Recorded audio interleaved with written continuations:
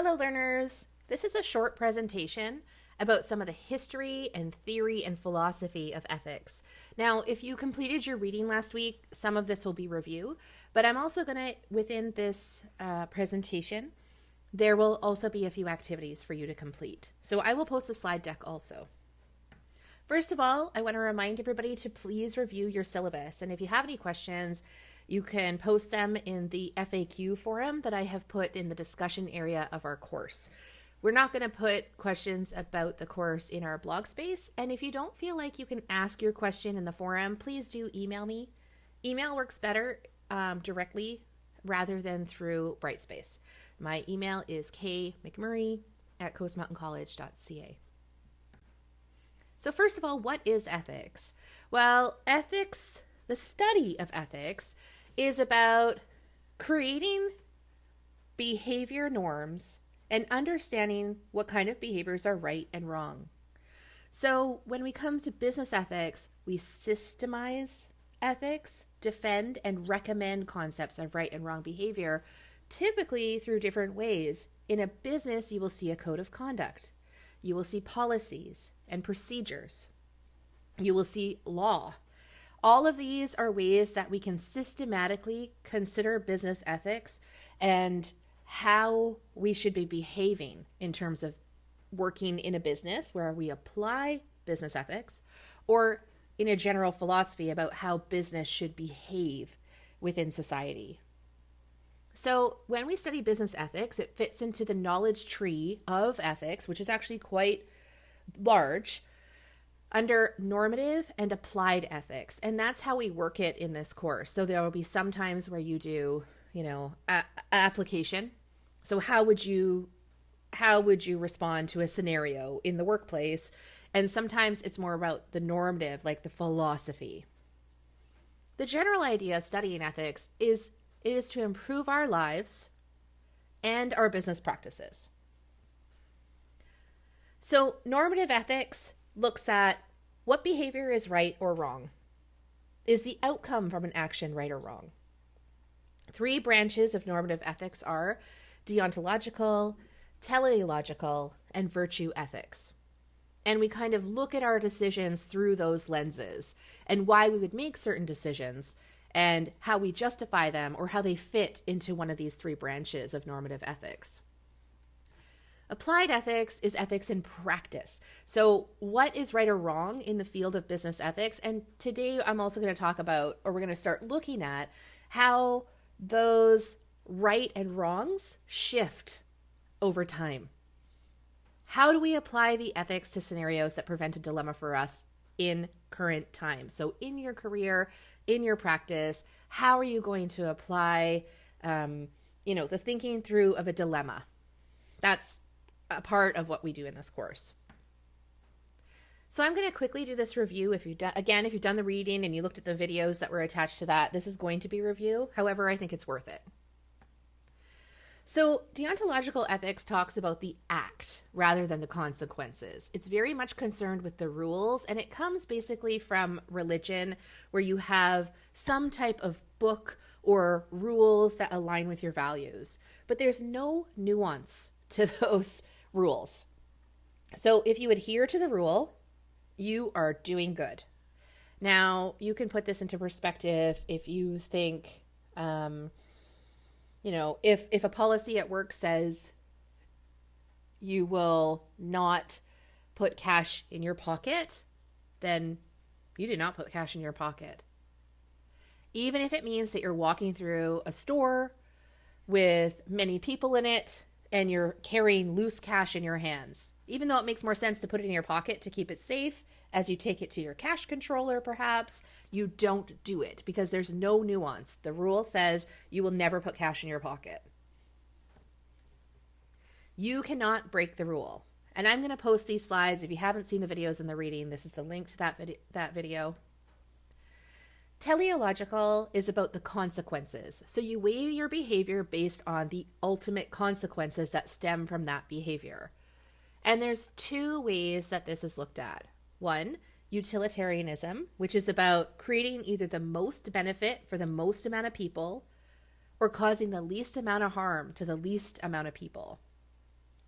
The value of this action is assessed in terms of happiness or well-being.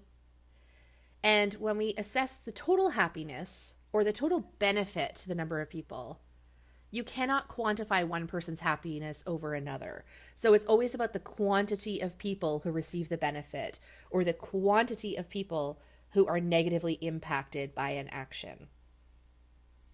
Egoism, on the other hand, is only about weighing the person's own best interests to understand how to move forward. So if you remember from economics, Adam Smith, he's like the grandfather of economics. He talks about the invisible hand, and he says the market will work well if we all just look out for our best interests in every action that we take in the marketplace or in the world, in our lives. And he says that that's what we do, that we always look out for our best interests. And because we always look out for our best interests, the market will work in the best interest of everybody. Now, I have judgment about that. I don't think that that's true. And and I think we all know that working in our own best interests is not always going to fit with our moral compass. Virtue ethics is about aligning your behavior with certain characteristics. And so this comes from Aristotle. And what Aristotle has said is that if you engage with a life of virtue, you will have a life well lived, because that life will be grounded in your moral character.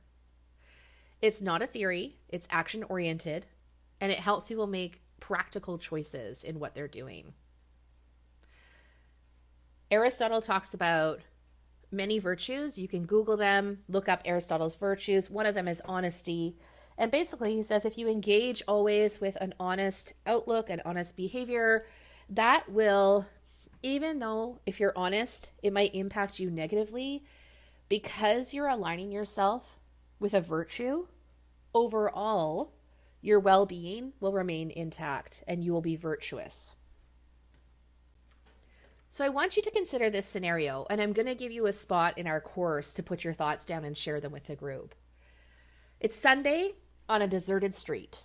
Someone comes across a wallet. You come across a wallet.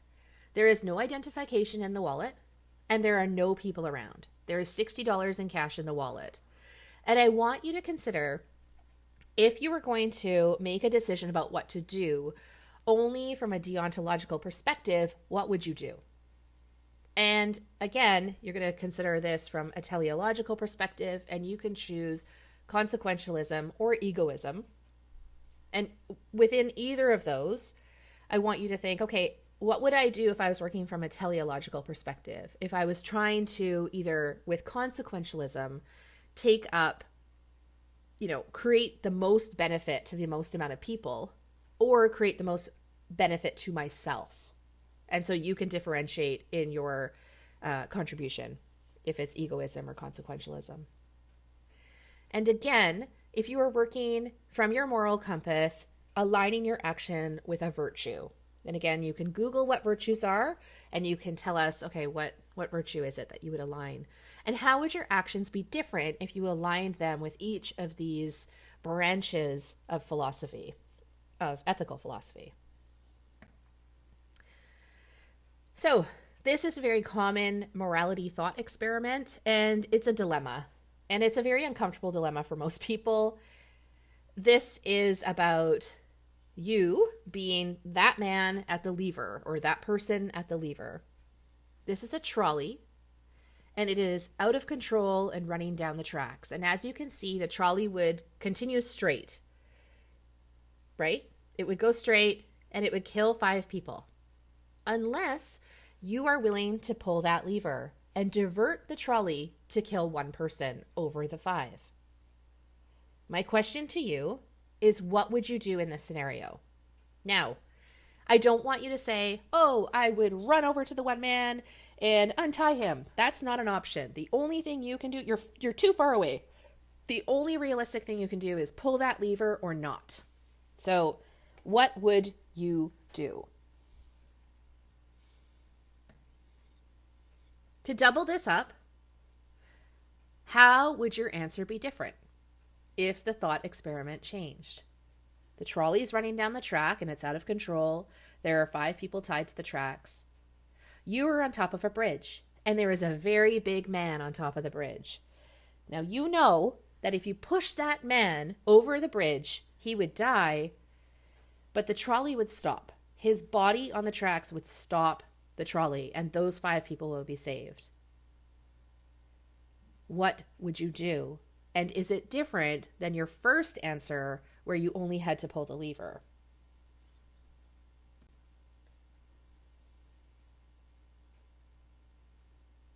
Now, we're looking at another topic today. This is beyond the review, and this is online pro-social behaviors. Because we are blogging in an open web space, and this is a learning environment, we want to create some guidelines about how to work together online. So online pro-social behaviors are actually something you can research and look up. There's quite a bit of information about this. I'm not going to give you that because it's something you can Google. It's something you can look at in the library. But pro-social behavior, the definition for our purposes, is it is a voluntary intentional action taking place on the internet to benefit others with no expectation of personal reward. Now, I don't know who here has seen a pro-social behavior on the internet.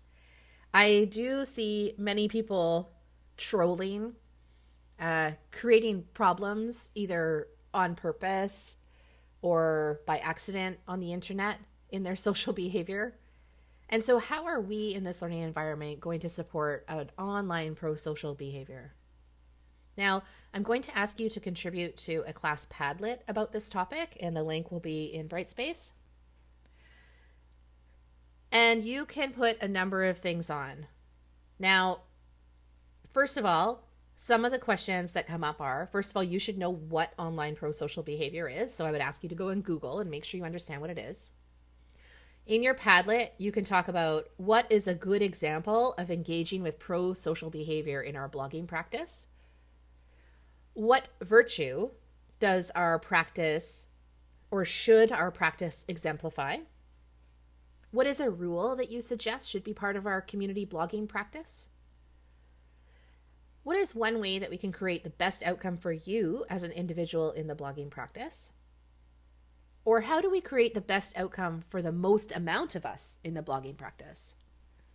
And how does this differ in a learning environment as compared to just a social media entertainment environment? Now, you don't answer all of these questions.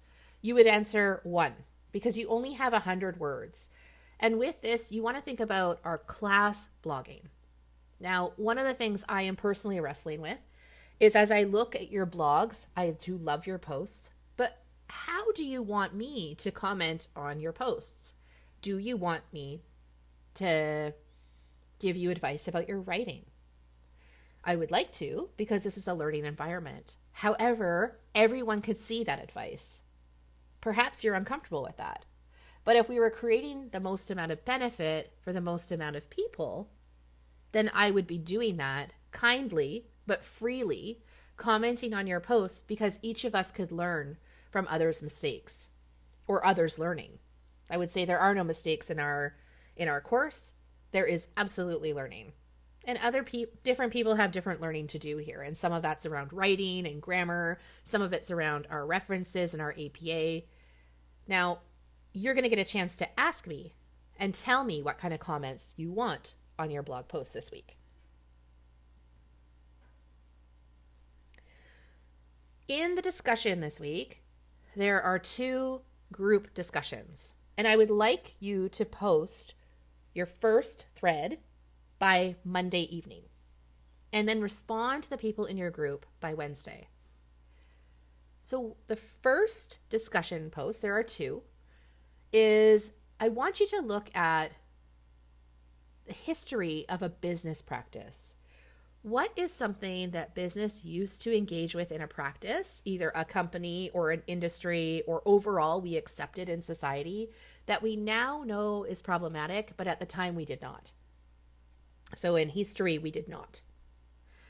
An example of this is the tobacco industry used to market their products, so cigarettes, using doctors and telling us that cigarettes were a healthy benefit to people, we now know that is very problematic and not true.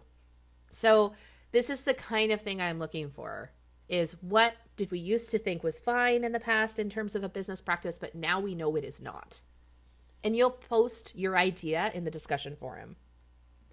In the second discussion forum, I want you to think about what is happening now in terms of a common business practice or something you see an industry doing or a company doing. And we may just be starting to understand how it's problematic, or you yourself might look at it and say, hey, that's problematic. So there are two forums. One is about the history, a historical practice, and one is about something that you see happening now that you see as problematic.